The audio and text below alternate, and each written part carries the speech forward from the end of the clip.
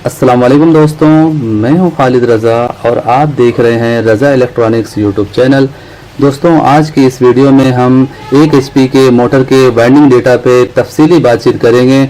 जैसा कि ये 36 सलाट की मोटर है और इसका डाया आप देख रहे हैं काफ़ी बड़ी है और ये साइज़ भी जो आप देख रहे हैं ये भी हमें काफ़ी बड़ी नज़र आ रही है, लेकिन इसके सलाटें जो हैं वो बहुत छोटी छोटी हैं। इसमें हम अपनी मर्ज़ी से वायर नहीं डाल सकते हैं और सब जो आम मोटरें होती हैं उनकी जो सलाट की जो अंदर का होल है वो काफ़ी बड़ा बड़ा होता है, जिसकी वजह से हम उसमें तारें आराम से डाल देते हैं और जो चाहे उसमें टर्न दे देते हैं। इस मोटर में हमें बहुत ही सोच समझ के टर्न देना पड़ रहा है क्योंकि सलाटों में जगह बिल्कुल ही नहीं है। ज़्यादातर मोटर मैं अपने तजर्बे की बुनियाद पर बनाता हूँ। मोटर को देख के मुझे अंदाज़ा हो जाता है कि इस मोटर में इतने टन और इतने नंबर का वायर देना चाहिए, लेकिन इस मोटर में मुझे कोई अंदाज़ा नहीं हो रहा है क्योंकि सलाटें इसकी सब एक जैसी हैं और छोटी छोटी सलाटें हैं। इस मोटर को बनाने के लिए मैंने मोटर वाइंडिंग कैलकुलेशन फार्मूले का इस्तेमाल किया है। जैसा कि इस फार्मूले पे पहले भी मैंने वीडियो बनाया हुआ है। इसी वाइंडिंग फार्मूले से मैंने इसका वाइंडिंग डेटा निकाला है और इसी तरीके से मैं इसे बना रहा हूँ।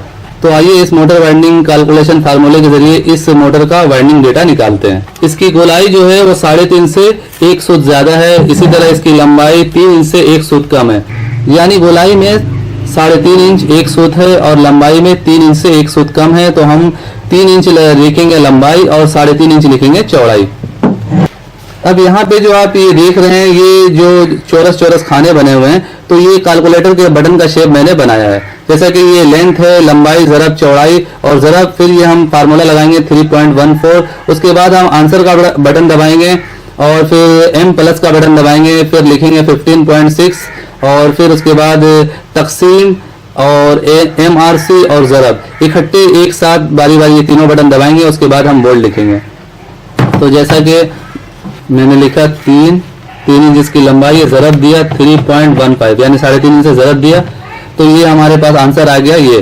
तो अब हमें फिर दोबारा इधर ये फार्मूला लगाना है 3.14 और उसके बाद आंसर का बटन दबाना है और उसके बाद M+ का बटन दबाना है। ये देखें M+ है, तो जब हम M+ का बटन दबा देंगे उसके बाद हम लिखेंगे 15.6 लिखने के बाद हम उसके बाद तकसीम दबाएंगे, फिर MRC दबाएंगे और ज़रब दबाएंगे। अब हम लिखते हैं तकसीम, ये देखें ये MRC का बटन है और ये ज़रब का बटन है। ये मैंने दबा दिया, हासिल जवाब कुछ यूं आया।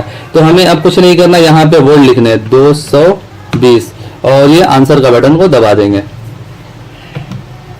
ये देखें हमारे पास यहाँ पे टन आ रहा है 104 टन। तो टोटल हम 3 सेट या 4 सेट जो भी बनाते हैं उसमें 104 टन देना चाहिए।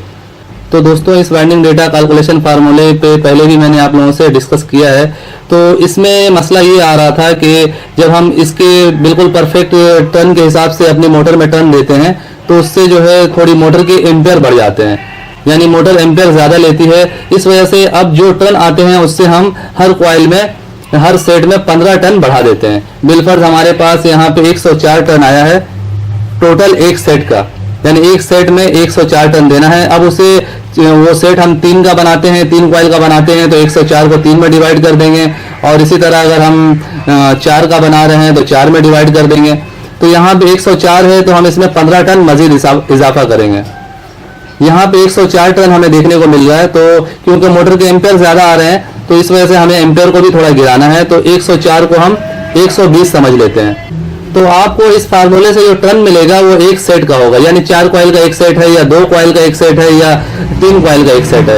एक सेट का आपको टर्न का पता चल जाएगा, उसे आप 3 हिस्से में या 2 हिस्से में या 4 हिस्से में डिवाइड कीजिएगा।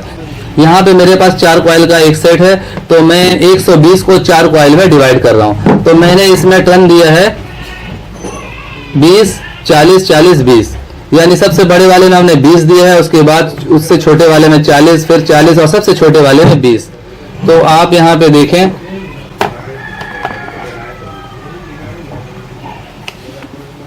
20 40 40 और 20, ये टर्न हमारे पास टोटल आ जा रहे हैं 120, यानी एक सेट में हम 120 टर्न दे रहे हैं 21 नंबर सिल्वर वायर से। आप यहाँ पे देख सकते हैं ये सलाटें बिल्कुल फिल हो चुकी हैं, जितने कॉइल डले हैं वो सब इसमें बराबर डल चुके हैं। तो इसमें हमने इसी हिसाब से दिया है कि जैसा कि यहाँ 20 टर्न हमने दिया है, इसके ऊपर एक कॉइल आके और लगेगी दूसरे कॉइल की। तो 4, 6, 8, 10 का हमने पिच दिया है। यहाँ पे भी आप देख सकते हैं बड़े कॉइल के ऊपर दूसरे सेट की बड़ी कॉइल चढ़ी हुई है। तो इसी तरह ये पूरा मोटर बनाया जाएगा। इसी तरह हम इस छोटी वाली कॉइल के ऊपर स्टार्टिंग की कॉइल डालेंगे। तो यहाँ हमने 20, 40, 40, 20 दिया है 21 नंबर सिल्वर वायर से। अगर इसी मोटर को हम कॉपर में बनाएंगे तो भी यही टर्न होगा, यही गेज होगा, लेकिन सिल्वर से ज्यादा कॉपर में इसकी इस मोटर की पावर होगी, ताकत होगी। सिल्वर से लोड इसका थोड़ा सा कम होगा, कॉपर वायर से इसकी लोड थोड़ी ज्यादा होगी। तो जैसा कि हमने 2 सेट इसमें डाल दिए हैं, मजीद 2 सेट और डाले जाएंगे और उसके बाद फिर हम इसमें स्टार्टिंग की कॉइलें डालेंगे और उसके बाद जो है बकिया काम करेंगे। दोस्तों, इस वाइंडिंग डेटा कैलकुलेशन फार्मूला के जरिए आप सिर्फ मोटर के एक सेट के टर्न का मालूमात कर सकते हैं, वो भी रनिंग के। स्टार्टिंग के टर्न का आपको पता नहीं चलेगा। बेसिकली ये जो फार्मूला है ये 3 फेज मोटर के लिए है, इसे हम सिंगल फेज मोटर में इस्तेमाल कर रहे हैं। वैसे भी रनिंग के टर्न जो होते हैं वो इम्पोर्टेंट होते हैं। स्टार्टिंग के टर्न जो है वो ज़्यादा खास नहीं होते। अगर आपके रनिंग के टर्न सही डल जाए तो स्टार्टिंग ऑटोमेटिकली सही होती है। रनिंग के टर्न जो है वो आमतौर पे 45-35 होते हैं या 80 टन होते हैं या 90 टन होते हैं। ये जितने भी सिंगल फेज के मोटर होते हैं, मोनोब्लॉक की मोटर हो या फिर डंकी पंप की मोटर हो या फिर कोई और मोटर हो, तकरीबन मोटरों में टन इसी तरह होते हैं। इम्पॉर्टेंट चीज़ जो है वो रनिंग का टन है, जिसका कुलिया मैंने आपको बता दिया है। रनिंग का टन का आपको इसके ज़रिए मालूमात हो जाएगी और आप अपने मोटर को सही तरह से बना सकेंगे। स्टार्टिंग आप अपने हिसाब से देंगे और इससे आपको वायर गेज का पता नहीं चलेगा। वायर गेज जैसे मैंने आपको बताया कि मोटर के सलाटों को देख के उसी हिसाब से वायर गेज देनी चाहिए कि हम इतने नंबर का वायर गेज दें कि इसमें इतने टर्न जो है वो फिल हो जाए। अगर आप वायर गेज पतला दे देंगे तो सलाटें खाली रह जाएगी, वो आपको खुद बताएगी कि ये वायर गेज इसके लिए नहीं है। इस वाइंडिंग डेटा फार्मूले पे मैं मजीद वर्क कर रहा हूँ। जैसे जैसे मुझे इसके बारे में मालूमात होते जाएगी मैं आप दोस्तों से शेयर करता रहूँगा।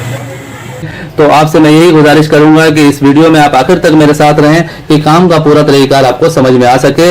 और अगर आप मेरे चैनल में नए हैं और अभी तक आपने हमारे चैनल रजा इलेक्ट्रॉनिक्स को सब्सक्राइब नहीं किया है तो इसे सब्सक्राइब कर लें और साथ में बेल आइकन भी लाजमी प्रेस कर दें कि मेरी नई वीडियो का अपडेट आपको मिलता रहे। तो चलिए दोस्तों बकिया काम करते हैं। दोस्तों, जैसा कि हमारा ये 1 HP का मोटर मुकम्मल तौर पर वाइंड हो चुका है और जैसा कि आप देख रहे हैं कि फाइनल काम चल रहा है, तकरीबन कनेक्शन वगैरह सारे हो गए हैं और इस तरफ से बांधने के बाद हम इसे वार्निश करेंगे और उसके बाद इसे फिट करेंगे। इसमें हमने रनिंग के लिए 4, 6, 8, 10 का पिच दिया है। 4 कॉइल के 4 सेट रनिंग के हैं और 2 कॉइल के 4 सेट स्टार्टिंग के हैं। रनिंग में हमने 21 नंबर से टर्न दिया है 20, 40, 40, 20। इसी तरह हमने स्टार्टिंग में 2 कॉइल के सेट दिए हैं और टर्न दिया है 40 और 30, यानी बड़े वाले में 40 दिया है और छोटे वाले में 30 दिया है। यहाँ पे आप देख सकते हैं कि 10 वाला जो पिच है उसके ऊपर दूसरी वाली कॉइल आके बैठ रही है और यहाँ पे सबसे छोटे वाले कॉइल में स्टार्टिंग की कॉइल आके बैठी है।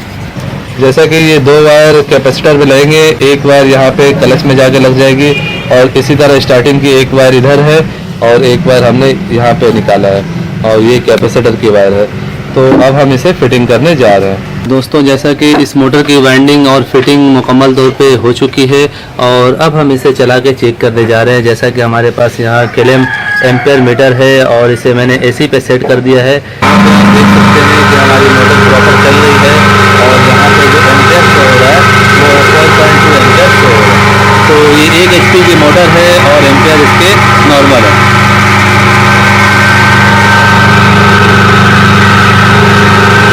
वोल्टेज हमारे यहाँ पे 220 पूरी आ रही है। सो ये था दोस्तों 1 HP की मोटर की वाइंडिंग डेटा कैलकुलेशन का तरीकार और इसकी वाइंडिंग का तरीकार जो आपने देखा। उम्मीद करता हूँ आपको आज की ये वीडियो अच्छी लगी होगी। वीडियो अच्छी लगी हो तो इसे लाइक करके शेयर कर दें और अगर अभी तक आपने हमारे चैनल रजा इलेक्ट्रॉनिक्स को सब्सक्राइब नहीं किया है तो इसे सब्सक्राइब कर लें और साथ में बेल आइकन भी प्रेस कर दें कि मेरी नई वीडियो का नोटिफिकेशन आपको मिलता रहे। तो दोस्तों, अपना बहुत सारा ख्याल रखिएगा, अपनी दुआओं में मुझे भी याद रखिएगा। मिलते हैं एक नई वीडियो के साथ। अल्लाह हाफिज़।